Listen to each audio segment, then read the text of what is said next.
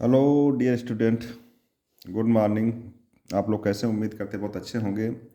आइए हम लोग इंटरमीडिएट इतिहास विषय एनसीईआरटी के आधार पर जो है उसको हम लोग एक नए टॉपिक शासक और इतिवृत्ति को शुरू करते हैं। इस टॉपिक को शुरू करते हैं हम लोग। इसमें जो है शासक, जो शासन करने वाला व्यक्ति होता है उसे शासक कहा जाता है। इतिवृत्ति मतलब इतिवृत्ति इतिहास से ही संबंधित है। इति मतलब होता है जो समाप्त हुआ, वृत्ति मतलब उसको दोहराना। इतिवृत्ति से आशय घटनाओं का अनवरत कालानुक्रम विवरण प्रस्तुत करना है। मुगल काल में इतिवृत्त लेखन को दरबार में प्रश्रय दिया गया था। मुगल बादशाह अपने दरबार में विद्वानों और कलाकारों को संरक्षण देते थे। यही नहीं, कुछ ऐसे भी बादशाह हुए हैं मुगल काल में जो खुद विद्वान था। जैसे पहले मुगल बादशाह हुए हैं जहीरुद्दीन मोहम्मद बाबर। वो खुद जो है तुर्की भाषा का विद्वान थे। तुर्की भाषा में एक पुस्तक लिखा है जिसका नाम है बाबरनामा। हालांकि उसका नाम जो तुर्की भाषा में लिखे हैं तुजुक ए बाबरी कहा जाता है उसको, तुजुक ए बाबरी। इसका तुजुक ए बाबरी तुर्की भाषा में था। तुजुक ए बाबरी को हुमायूं काल में और अकबर काल में फारसी भाषा में अनुवाद कराया गया था। तो उसका नाम हुआ वाक़यात बाबरी और बाबरनामा। ये जो है वाक़यात बाबरी हुमायूं काल में फारसी भाषा में अनुवाद हुआ, बाबरनामा अकबर के काल में उसका जो है अनुवाद किया गया। इसे ही एक बादशाह और हुए मुगल बादशाहों में जहांगीर, जिनका बचपन का नाम सलीम था। वे भी फारसी भाषा के विद्वान थे। उन्होंने भी एक आत्मकथा लिखा है जिसका नाम है तुजुक-ए जहांगीरी। फारसी भाषा में अपने शासनकाल, अपने द्वारा किए गए कार्य, विरोधियों के बारे में, दरबार के बारे में बहुत विस्तृत वर्णन उसने खुद किया अपनी आत्मकथा में। अब हम लोग जानते हैं जैसे मुगल मुगल बार बार हम कह रहे हैं मुगल शब्द की उत्पत्ति मंगोल से हुई है, लेकिन वर्तमान में यह नाम जो है दरबार की भव्यता प्रभाव का एक अभिप्राय बन गया है। मुगल वंश की स्थापना हम लोग जानते हैं कि बाबर ने किया था 1526 में, पानीपत के युद्ध के बाद। उसने पानीपत के युद्ध के बाद 1526 से 1530 तक शासन किया है बाबर। ये भी हम लोग जानते हैं कि हुमायूं उसका पुत्र हुआ, 1530 से 1540 शासन किया। शेर शाह के हाथों पराजित होकर बाहर चला, फारस में जाकर शरण लेना पड़ा। फिर आकर उसने सरहिंद और मच्छीवाड़ा का युद्ध जीत करके 1555 में दिल्ली में शासन किया। लेकिन दीन पनाह में जो उसका द्वारा बनवाया गया खुद पुस्तकालय था, उसकी सीढ़ियों से पढ़कर लौट रहा था और लुढ़क कर के उसकी मृत्यु हो गई थी। और इसके बाद उसका अल्पवयस्क पुत्र उसके अतालिक गुरु बैरम खान के नेतृत्व में बादशाह बन गया। और पानीपत का द्वितीय युद्ध हेमू से जीत करके अकबर जो है 1556 से 1605 ईस्वी तक शासन किया। अकबर की मृत्यु के बाद जहांगीर जो सलीम, जिसका बचपन का नाम है, 1605 से 1627 तक शासन किया। इसी प्रकार खुर्रम जो जहांगीर का पुत्र था शाहजहां के नाम से 1628 से 1657 तक शासन किया। औरंगजेब 1658 से 1707 तक शासन किया। इस ये महान मुगल बादशाहों का है। इन्हीं के काल में ज़्यादा इतिवृत्तियों का लेखन हुआ है। बहुत से विद्वान खुद, यहाँ तक कि हरम की महिलाएं जो विद्वान थी, जैसे जहाँ आरा, रोशन आरा, जेबुन निशा और गुलबदन बेगम, रुकैया बेगम, ये सब जो है महिलाएं हरम की थी जो कि खुद विद्वान थी। कविताएं और लेखन, इतिहास लेखन, इतिवृत्ति लेखन में अपना योगदान दिया है। ऐसे ही कुछ शहजादे भी विद्वान, जैसे दारा शिको जो खुद विद्वान था, शाहजहाँ का पुत्र जो है बड़ा लड़का, वह विद्वान था और उसने बहुत से जो है संस्कृत भाषा को अध्ययन करके वेद, पुराण, उपनिषदों का उसने अध्ययन किया। 52 उपनिषदों का दारा शिकोह ने सिर ए अकबर ये 52 उपनिषदों का अनुवाद है। उपनिषद किसने किया है? दारा शिकोह ने किया है। अब हम लोग जाने की वाक़यात बाबरी बाबरनामा को देखे हैं। इसी प्रकार से मुग़ल कालीन जो बादशाह हैं, श्रेष्ठ बादशाह, उन लोगों ने बहुत से ग्रंथों की रचना करवाया है विद्वानों के द्वारा। जैसे हम लोग देखते हैं, तारीख़ रशीदी मिर्ज़ा हैदर तुलगात ने लिखा है, हुमायूंनामा गुलबदन बेगम लिखा है। इसी प्रकार अकबर कार में आरिफ कंधारी ने तबकात अकबरी लिखा है। बदायूनी मुल्ला अब्दुल कादिर बदायूनी ने तारीख़ अल्फ़ी और मुंतखब उल तवारीख नाम का ग्रंथ लिखा। किसने? बदायूनी ने। अबुल फजल ने अकबरनामा लिखा है। अकबरनामा के नाम से ही फैजी सरिंदी ने भी, जो अबुल फजल का भाई था, उसने भी अकबरनामा के नाम से फारसी में इतिहास ग्रंथ लिखा है, इतिवृत्ति लिखा है। इसी प्रकार बदायूनी और अन्य सहयोगी ने मिल करके महाभारत का फारसी में अनुवाद कराया है। इसी प्रकार जहांगीरी बताई दी आपको, तुझ के जहांगीरी। इकबाल नामा ये जहांगीरी मुंतमिद खान ने लिखा है। पादशाह नामा मोहम्मद अमीन कजवीनी, अब्दुल हमीद लाहौरी और मोहम्मद वारिस ने मिल करके लिखा है। आलमगीर नामा काजिम सिराजी ने लिखा है। इसी प्रकार से वाक़ियात ए आलमगीरी आकिल खान रजा ने लिखा है। खुलासत उत तवारीख सुजान भंडारी ने लिखा है। मुंतखल उल लुबाब काफ़ी खान लिखा है। फुतुआत आलमगीरी ईश्वर दास नागर ने लिखा है। नुक्साए दिलकुशा भीमसेन सक्सेना ने लिखा है। मासिर आलमगीरी साकिब मुस्तैद खान ने लिखा है। नुबैल रलशयो द्यूसराई ग्रांसिनियार ये ट्रेविनर ने लिखा है। Travels in the Mughal empire फ्रांसीसी यात्री फ्रांसिस बर्नियर ने लिखा है। इस प्रकार से मुगल बादशाहों ने अपने दरबार में बहुत से लेखकों को प्रश्रय दिया और उनके द्वारा लिखा गया जो ग्रंथ है, वो जो है मुग़ल काल में क्या क्या घटनाएं हो रही हैं, जैसे क्या केंद्रित घटनाएं हो रही हैं, शाही परिवार का क्या हाल खबर है, दरबार में क्या कार्य हो रहा है, दरबार और अवजाद वर्ग, युद्ध और प्रशासन की व्यवस्थाएं कैसी है, तो ये सब लिखे हैं। लेकिन जो एक टॉपिक हम लोगों का है वो केंद्रित है अकबरनामा, जो अबुल फजल और फैजी के लिखा गया है उनके द्वारा, और शाहजहां नामा इनायत खान और अब्दुल हमीद लाहौरी 3 लोगों ने मिलकर जो लिखा है। इसी प्रकार आलमगीर नामा और साकिब मुस्तैद खान सिराजी ने लिखा है। इन लोगों ने जो लिखा वो एक प्रकार से कह सकते हैं मुग़ल कालीन अन्य ग्रंथों की अपेक्षा ज़्यादा प्रमाणिक, ज़्यादा जाने माने जाते हैं। इनके द्वारा मुग़ल काल की घटनाओं, दरबार में क्या हो रहा है, उसको जो है हम लोग समझते हैं। अकबर ने विचारों प्रांत फारसी भाषा को दरबारी भाषा बना दिया था। पहले क्या भाषा थी? क्योंकि मुग़ल मध्य एशिया से आए थे, मध्य एशिया से आने के कारण उनकी भाषा जो थी वो तुर्की थी। लेकिन अकबर काल में या कुछ मात्रा में कह सकते हुमायूं के काल में, क्योंकि वो फारस से आया था रह करके 15 साल, तो वहाँ के सभ्यता, तौर तरीके, रीति रिवाज, परंपराएं को सीखा था, उसको लाके दिल्ली में उसने लागू किया। लेकिन उसे समय नहीं मिल पाया और उनकी माताएं, अकबर की माताएं जो थी, हुमायूं की पत्नियां वगैरह सब फारस में रही, वो भी सीख के वहाँ से आई थी। तो हुमायूं का अकबर का पालन पोषण ऐसे ढंग से हुआ कि वो फारसी रीति रिवाज परंपराओं को जानता समझता था। तो मुग़ल काल में दरबार में फारसी तिब्बतियों के लेखन की परंपरा की शुरुआत में हुए अनेक कार्य, जैसे तारीख़ रशीदी हमने बताया दिया, हुमायूंनामा, तबकात अकबरी, तारीख़ अल्फ़ी, मुंतखब उल लुबाब, खुलासत तवारीख, ये सब चीज़ें लिखी गई फारसी भाषा में। रजमनामा बताए ही। इसके रजमनामा के अलावा जो अनुवाद किया गया उस रामायण का भी किया गया, हितोपदेश किया गया, पंचतंत्र का किया गया, अथर्ववेद का भी किया गया था। मुग़ल बादशाहों ने दरबार में इतिहास लेखन के अलावा जो सुंदर ढंग से इतिहास ग्रंथों को लिख सकते हैं, जो पहले से लिखे जा चुके हैं, उनको फिर से जो है पांडुलिपियाँ तैयार कराने के लिए बहुत से सुलेखकों और शिवलेखकों के साथ चित्रकारों को भी जो है संरक्षण दिया मुग़ल काल में। सुलेखकों को पांडुलिपियों को लिखने का कार्य दिया गया, जबकि चित्रकारों को प्राकृतिक और मानवकृत दृश्यों को अंकन करके पांडुलिपियों को सजाने का कार्य किया।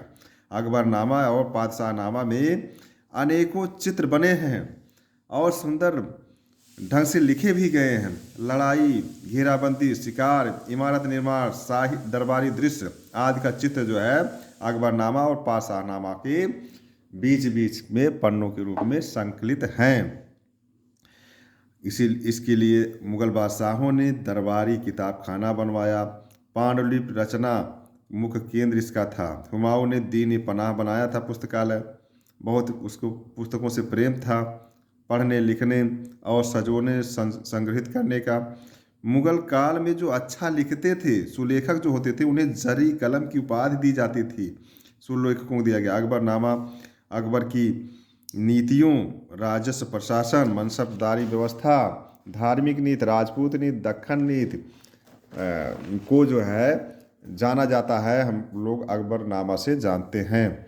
इसके अलावा दरबार की भव्यता, षड्यंत्र, सलीम का विद्रोह अकबरनामा से ही हमें ज्ञात होता है। वहीं पाशाहनामा जो शाहजहां काल की दरबार की नीतियों, दरबार की गतिविधियों, उत्तराधिकार का वर्णन पाशाहनामा से मिलता है।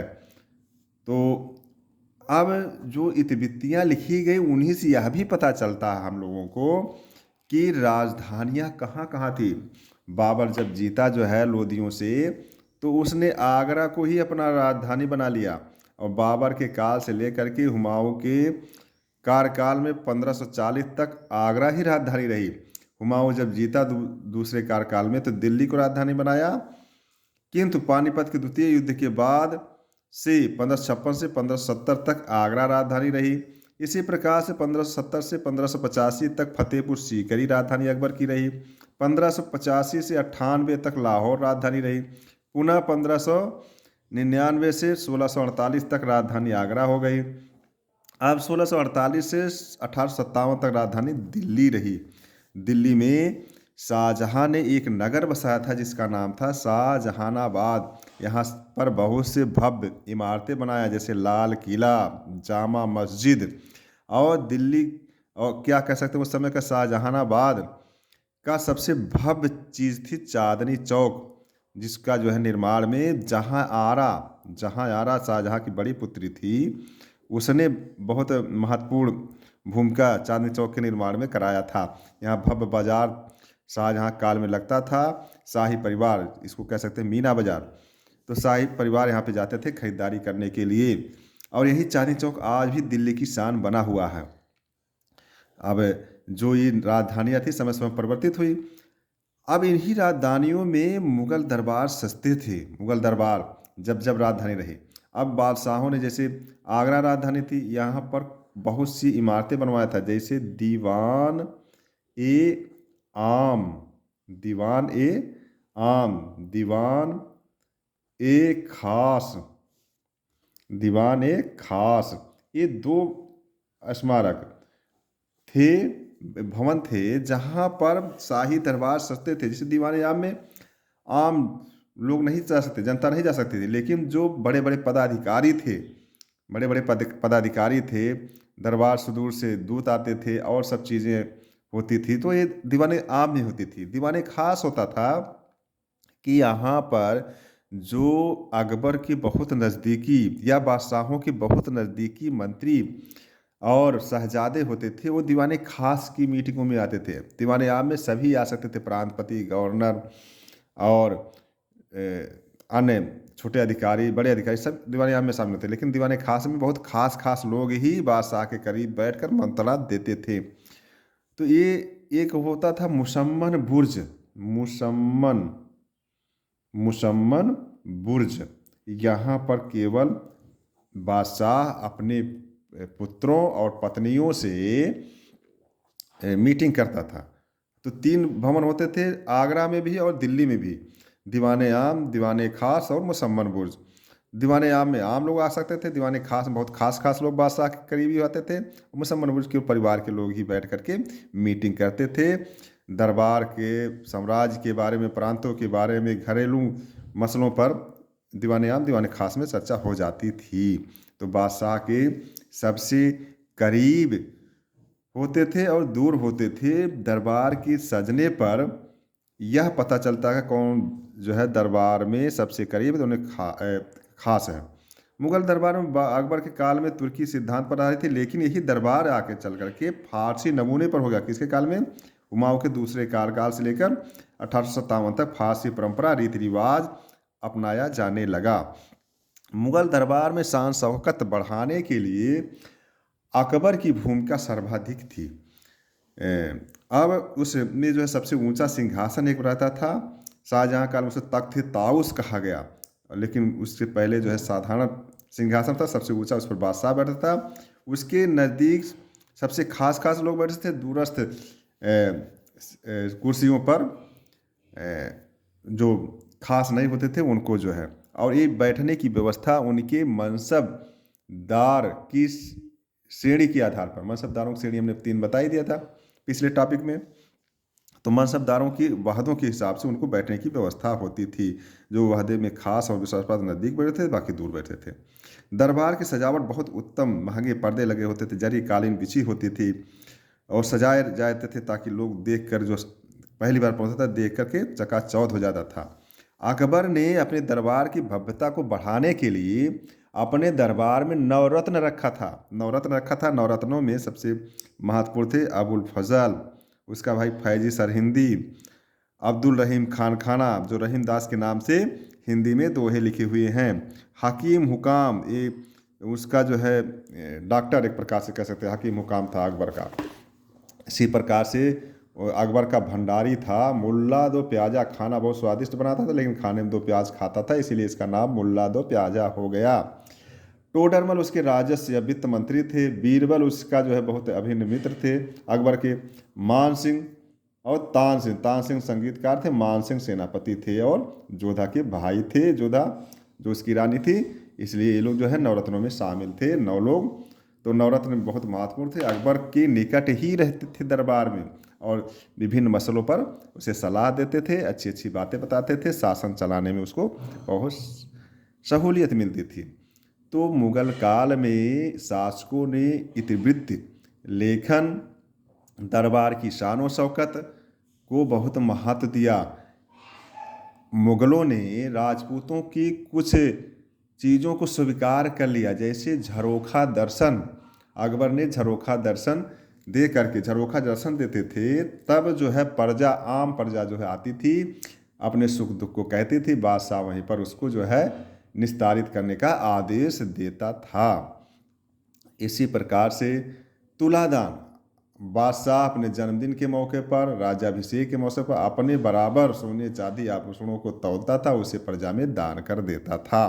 तो ये झरोखा दर्शन, तुलादान मुगलों ने अपने शासन काल में शामिल करके एक नई परंपरा की शुरुआत किया था। एक इतिवृत्ति इतिहास, जो शासक इतिवृत्ति है, इस टॉपिक में आएगा हरम शब्द। हरम मुगलों के काल की घरेलू दुनिया के लिए प्रयोग हुआ है। हरम अरबी भाषा का शब्द है। किस भाषा का? अरबी भाषा का, जिसका अर्थ होता है पवित्र स्थान। यहाँ पर बादशाह की पत्नी, उपपत्नी, जिसे अगाचा कहा जाता है, उपपत्नी क्या कहा जाता है? अगाचा। दासियाँ, माता, फूफी, बहन, बेटी, बहुएं, नज़दीकी रिश्तेदार, चाची, मौसी, गुलाम। गुलाम में महिला पुरुष दोनों शामिल होते थे। जो ये गुलाम होते थे उन्हें ख्वाजा सरा, ख्वाजा सराएं, यानी जो महिलाएं होती हैं, इन्हें ये हिजड़े होते थे, इनको शामिल करते थे। जो पुरुष होते थे वो हिजड़े होते थे, उन्हें ख्वाजा सरा कहा जाता है। हरम की मुखिया भी होती थी, जो बादशाह की माता या माता हो सकती थी अथवा बादशाही बेगम हो सकती थी, जिसे जो पहली पत्नी ब्याही जाती थी और कुलीन खानदान से होती थी, उसे बादशाह, बादशाही बेगम की उपाधि दे देता था। अथवा बड़ी बहन हो सकती थी, अथवा लाडली बेटी, जो सबसे प्रिय पुत्री होती थी, वह हरम की मुखिया हो सकती थी। हरम में कुलीन वंश से जन्म लेने वाली स्त्रियों को सम्मान अधिक मिलता था। इसके अलावा जो अन्य नीति होती थी, जिनका जन्म कुलीन परिवार में नहीं होता था, उन्हें अगाचा कहा जाता था। क्या कहा जाता? अगाहा। अगाचा तो उपपत्नी होती थी। अगाहा, जो उनका जन्म कुलीन वंश में नहीं हुआ, उन्हें अगाहा। जो मुगलों की पत्नियां होती थी, स्त्रियां होती थी, जिनका जन्म कुलीन वंश में नहीं होता था, उन्हें अगाहा कहा गया। जैसे अकबर के काल में हरम की मुखिया थी माहम अनगा। माहम अनगा के ना रहने पर रुकैया बेगम हरम की मुखिया हो जाती थी। ये बादशाही बेगम भी कही जाती थी, रुकैया बेगम बादशाही बेगम भी कही जाती थी। इन दोनों के ना रहने पर जोधाबाई जो है हरम की मुखिया हो गई। हुमायूं काल में गुलबदन बेगम हरम की मुखिया थी। नूरजहां किसके समय में थी? जहांगीर के समय में। जीनत उन निसा बेगम और जेबुन्निसा ने मिल करके हरम का प्रशासन औरंगजेब के शासनकाल में देखा। वहीं जहां आरा शाहजहां के काल में हरम का प्रशासन देखती थी। बादशाह हरम के खर्चे चलाने के लिए मुखिया को धन देता था। मुखिया के माध्यम से विभिन्न लोगों को धन जो है बढ़ जाता था, अब उनके वादे और पद के हिसाब से सब। और जो बड़े बड़े फंक्शन होते थे दरबार के, जन्मदिन है, विवाह है, शादी की वर्षगांठ है, त्यौहार है, त्योहारों में जैसे ईद है, होली, हरम में मनाए जाते थे। सारे खर्चे बादशाह और हरम की बेगमें मिलकर उसको उठाती थी। बड़े खर्चीले होते थे ये और बहुत भव्यता से होता था, जो कि उस समय जो है आम लोगों में चर्चा का विषय रहता था। एक शब्द आता है मीना बाजार। हरम में उपस्थित महिलाएं अपने हुनर से बनाए गए सामानों का क्रय विक्रय करते थे। इसके अलावा बाहर से महंगे सामान जो बादशाह और बेगम के लिए मंगाए जाते थे उसका भी क्रय विक्रय हरम की महिलाओं के द्वारा ही किया जाता था। इस बाजार में हरम की महिलाओं के अलावा पुरुष में केवल बादशाह जा सकता था और शहजादे जा सकते थे। इसके अलावा पुरुषों का प्रवेश यहाँ पे वर्जित था। तो प्रिय छात्र छात्राएं, हम लोगों ने शासक और इतिवृत्तियों में बहुत कुछ सीखा। इसमें दो चीज़ें हैं, आप लोग किताब में देखेंगे तो जिसको हमने पहले ही पढ़ा चुके हैं, जैसे कि मुगल प्रशासन है।